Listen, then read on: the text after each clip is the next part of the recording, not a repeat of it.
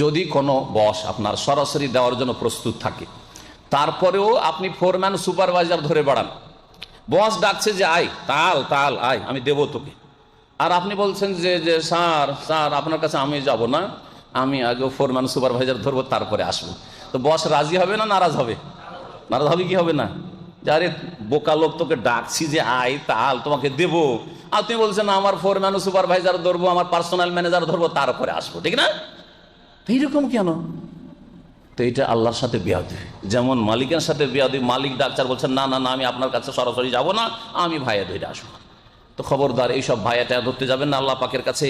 আল্লাহ পাক রব্বুল আলমিনের কাছে সরাসরি দোয়া করবেন, কোনো ওসিলা ধরবেন না, ব্যক্তির ওসিলা ধরবেন না। যদি ওসিলাই ধরতে হয়, যে ওসিলা ইসলাম শিখেছে ইমানের ওসিলা, ভালো আমলের ওসিলা, জীবিত মানুষের কাছে দোয়া চাইবেন আমার জন্য একটু দোয়া করিয়েন, এই সব ইত্যাদি ইত্যাদি, আল্লাহ পাক রব্বুল আলামিন নাম গুণাবলীর ওসিলা, এগুলি হচ্ছে শরীয়ত সম্মত ওসিলা, যেটা একটা বিরাট একটা বিষয়বস্তু, সংক্ষেপে সেই দিকে ইঙ্গিত করলাম।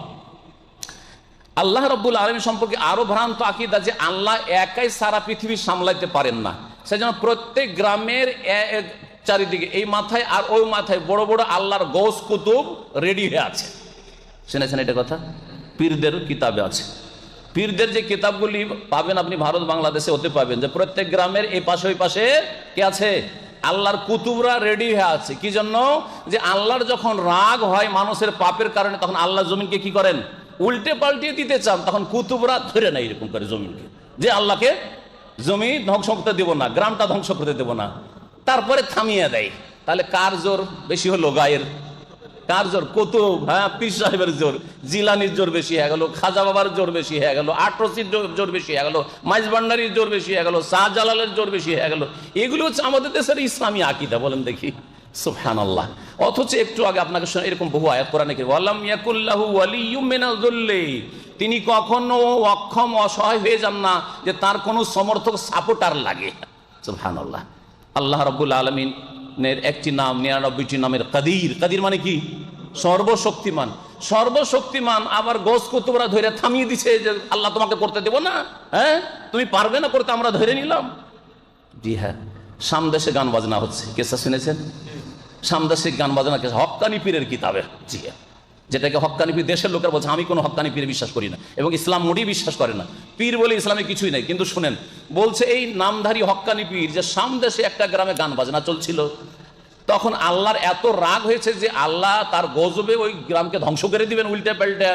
তখন ওই ভারত বাংলাদেশে এক পীরে কামেল ছিল, ছুটেছে তাড়াতাড়ি করে, হ্যাঁ আল্লাহর ওলি। কি জন্য ছুটেছে? তখন ওর মুরিদরা বলছে যে হুজুর কেবলা কোথায় যাচ্ছেন আপনি? আরে বলিও না তাড়াতাড়ি যেতে হবে, আল্লাহ এত রেগেছেন, সামদেশে গান বাজনা চলছে, ওই গ্রামকে ধ্বংস করে দিতে চাইছেন, আমি গিয়ে তাড়াতাড়ি ধরে সামলাবো, ধ্বংস করতে দেবো না। আউযুবিল্লাহ। কত বড় বেয়াদবি আল্লাহ সম্পর্কে, কত বড় ভ্রান্ত আকীদা। আর এরা হলো হক্কানি পীর, আর তাদের এই শিরক কুফরি আর গুমরাহির জালে লক্ষ লক্ষ মানুষ ফেঁসে আছে এবং ঈমান হারাচ্ছে, আর অনইসলামিক জীবনযাপন করে সমস্ত আমল ধ্বংস করে দিয়ে, নামাজ রোজা ধ্বংস করে দিয়ে খালি হাতে জাহান্নামে চলে যাচ্ছে। আল্লাহ পাক যেন হেদায়েত দান করেন এবং এই সব গুমরাহি থেকে বেঁচে থাকার আল্লাহ পাক যেন তৌফিক দান করেন। এইরকম বহু আকীদা তাদের রয়েছে আল্লাহ সম্পর্কে, যেগুলি কোরআনে কারিমে নেই, রসুলের হাদিসও নেই, বরং সরাসরি কোরআন হাদিসের বিরোধী, কিন্তু সেগুলি আকীদা। একটি আকীদা বলে শেষ করছি। আমার দেশে একটা আকীদা আছে যে বড় পীর সাহেবের নাম বিনা উজুতে নেওয়া যাবে না, ঠিক না? ঠিক আছে না এই কিস্সা? এগুলো কথা নেওয়া যাবে না। যদি কেউ বিনা উজুতে বড় পীরের নাম নিয়ে নেয়, বলে দেয় যে জিলানি অথবা আব্দুল কাদের জিলানি, হ্যাঁ যদি বলে দেয় গস বাবা, কিছু যদি এরকম বলে দেয়, গস বলাই তো শিরকি কথা। গস মানে উদ্ধারকারী, গস মানে উদ্ধারকারী। আপনার উদ্ধারকারী কে? আল্লাহ না জিলানি? বলেন তো দেখি, যদি বুঝতেন তো বলতেন, কিন্তু বেচার আপনি বুঝেন না, আর কানাকে হাইকোর্ট দেখাচ্ছে আর শিরিক করাচ্ছে আপনাদেরকে। গৌসে আজম মানে মহান উদ্ধারকারী। মহান উদ্ধারকারী কে? আল্লাহ। কি করে আপনি আব্দুল কাদের জিলানিকে গৌসে আজম বলছেন, গৌসে পাক বলছেন? এত বড় শিরকি কথা, জানলে হয়তো বলতেন না। সম্মানিত ভাতৃমণ্ডলী, তো ওদের ধারণা যে আব্দুল কাদের জিলানি বড় পীর সাহেবের নাম যদি বিনা উজুতে নেওয়া যায় তাহলে ক্ষতি হয়ে যাবে। ক্ষতিটা কি জানেন? কি কি ক্ষতি? শরীরের পশম পড়বে। কয়খান? 2.5 খান। তাও 2 খানও না, 3 খানও না, 2.5 খানা পশম পড়ে যাবে। বোঝা গেছে? 2.5, 2.5 খানা পশম পড়ে যাবে।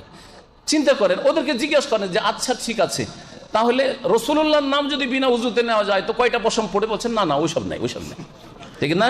তো রসুলের চাইতে বড় হইলো কে? আব্দুল কাদের জিলানী। আল্লাহর নাম যদি কেউ নিয়ে নেয়, আল্লাহ, সুবহানাল্লাহ, আলহামদুলিল্লাহ, লা ইলাহা ইল্লাল্লাহ, আল্লাহু আকবার যদি বিনা উজুতে বলে দেয় তো কয়টা পশম পড়বে? হ্যাঁ, চামড়া খসে পড়ে যাওয়া উচিত, তাই না?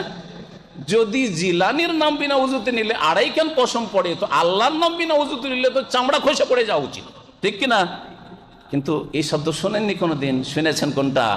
যে কবর পূজা করো, জিলানি পূজা করো, আল্লাহকে ছাড়ো।